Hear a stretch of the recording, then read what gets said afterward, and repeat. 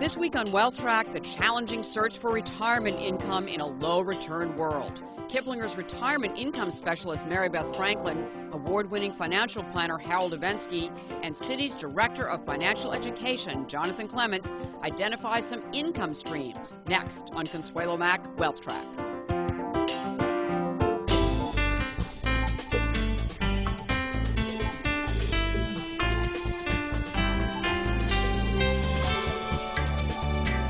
So you know, Jonathan, one of the things that you told me is that the most important point is that not the total value of your nest egg, but it's basically what kind of income that nest egg can generate.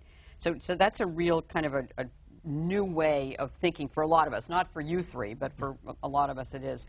So how do we, how does that change the way we approach our, maximizing our retirement income by thinking of what our portfolio can generate? Well, I think this is a really important issue, and to some extent it can help to make you a calmer investor. Because you think about it, you buy a collection of stocks and it gives you, let's say, a 2.5% dividend yield.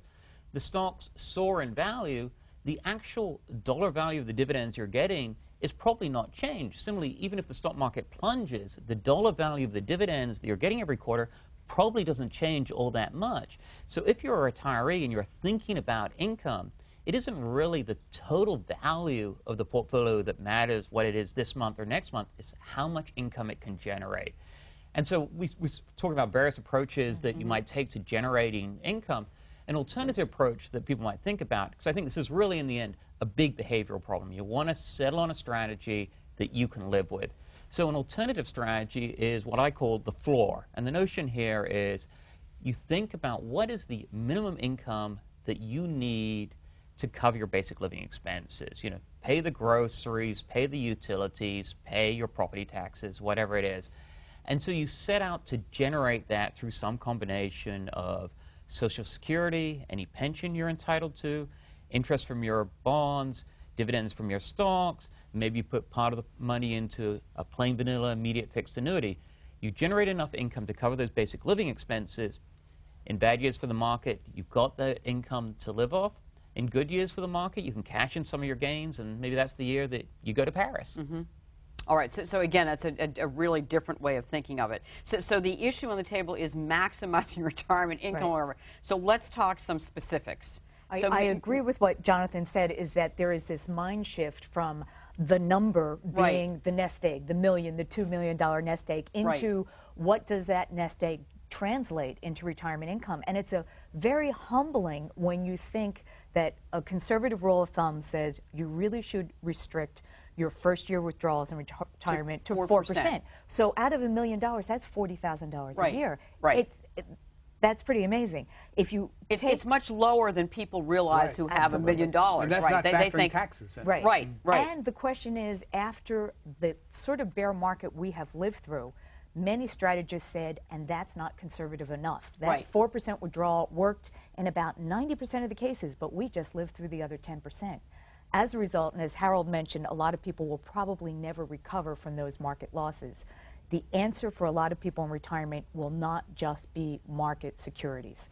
In some cases, people may have to take some of their assets and buy an insurance product called an annuity. This gives you a bigger bang for your buck. Instead of getting 2% on CDs, you put $100,000 with an insurance company to pay out the rest of your life. It's going to pay out about 7%. Why? Because you're using your principal and your earnings at the same time, and it's a permanent decision.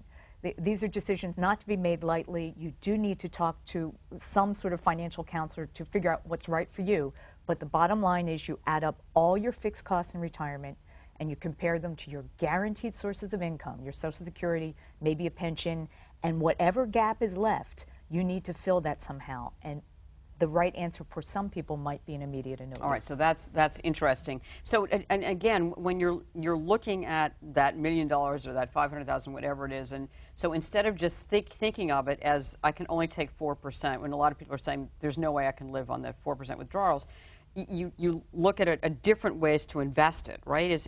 I mean, look for a different way, but I would tell those people, I'm sorry you can't live on it, but you better be prepared to. Right. The market doesn't care what exactly. The market really doesn't care what you think you need. It's Right. going to be what it is. Right. And the only thing that scares me about maximizing is because it suggests there's some silver bullet out there that's going Right. to solve it. And there isn't. People are going to have to get real and adjust to reality. Immediate annuities are going to be, I believe, an extraordinarily important part because they provide a return nothing else does, a mortality return.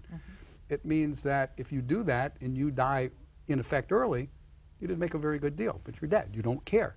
But if you live beyond that... Your heirs care, but who cares? Right. Right. Tom. we care about you. Right, right, And exactly. if you live longer, you're picking up, in effect, the money others left on the table. But it doesn't really become a viable alternative until someone is relatively older. That mortality... So how much roughly older around- should you be? Well, the mortality return really kicks in around age 70 or so. So it's at that point at which it becomes a very viable investment Right. vehicle. Well, I mean, I know one of the things that all of you have said, and Harold, not you necessarily, but I know Mary Beth and Jonathan, when they've been on the show before, has also said just work longer so that you don't, question. you know, withdraw That's how you from your... maximize. Right, that's how you work longer. maximize Right. what you've got. And people should not overlook the value of Social Security. It is Right. so important. It's the only guaranteed pension cost of living adjustment that virtually every American has. Yeah. And the longer you wait to collect it, the more valuable it will be. Jonathan, you were going to say something, I know. Well, I think one of the things that people should realize is when they say, okay, there's a 4% withdrawal rate, and that's the withdrawal rate that you should consider using, there's a reason they end up at that number. Is retirement is an enormously complicated financial problem. Right. I mean, there are all kinds of risks that retirees face. They face the risk that they'll get low absolute returns. They face the risk that they may retire and immediately get hit by a bear market As that they eviscerates did their savings. right in 08 and 09, right. or 08. They face the risk of inflation. They face the risk of high unexpected expenses, such as long-term care expenses, and maybe the biggest risk of all, which is longevity risk. You don't know how long you're going to live. Right. The risk they may not die. Right. And that's why you end up with this very low withdrawal rate. But you can start to boost it up if you're willing to do things like buy an annuity that pays lifetime income. You can also increase your income if you're willing to delay Social Security to your full retirement age or even to age 70, often a very smart strategy. So there are ways to get the number up. Working part-time is also a good idea. So the 4% represents what you end up with all these risks, but if you can think of ways to cope with those risks, maybe you can get the percentage up a little bit.